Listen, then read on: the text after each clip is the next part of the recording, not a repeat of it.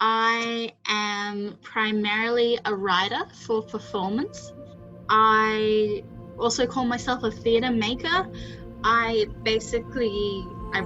written shows, I've directed shows, I've performed in shows.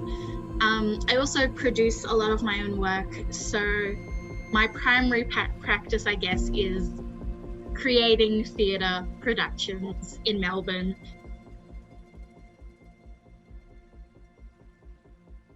I'm often writing scripts, I'm writing poetry, and then developing them for the stage eventually.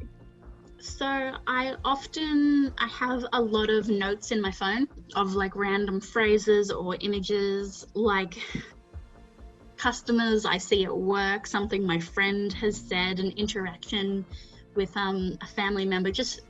I'm always trying to find things that I think are funny. That is often the starting point, because I think if something's funny, it means that it's emotional, because it's getting to that gut instinct you have that makes you want to laugh or that makes you want to cry, that flip side of the like. I'm also that person, like, I laugh when I'm uncomfortable, I laugh when I'm sad, so if it's funny, it probably means it's a little bit like messed up, which I really enjoy.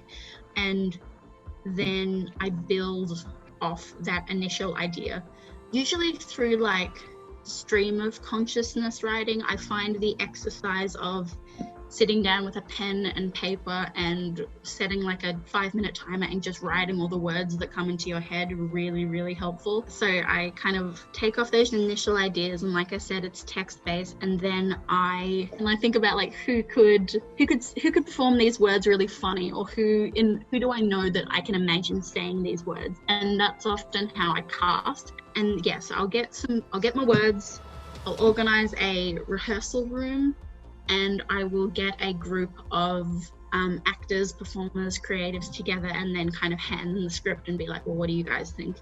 Then we build off improvisation and group exercises. I really think theatre is at its best when it's a group of people in the room figuring it out and messing it up together. When all of the shows were getting cancelled about 2-3 weeks ago, it was a real, like, a small grief process, because theatre is this intangible thing that, like, it doesn't exist if there isn't an audience. Like, you can do all of this work, and at the end of the day, theatre happens in a room with an audience. It's a communal experience. It's about community. So the fact that it was like, oh, this thing that you've been making and thinking about for 6 months doesn't exist, is not going to exist. And it's not going to exist in the way that it will. Like, the world is changing so much, and us as artists are changing so much.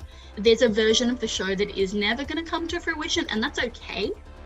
But it's still a little like, oh, that just kind of sucks. But the silver lining is I have all of this time to like faff around my house, which is an important part of the writing process, is procrastinating. Giving yourself space around the writing to actually have half an hour of good flow is kind of what freelance writing is sometimes. My writing partner, Liz, and I have been sending each other prompts to write every day for 20 minutes. Like, it feels a bit naff, but at least we're just writing for the sake of writing, and it's kind of freeing.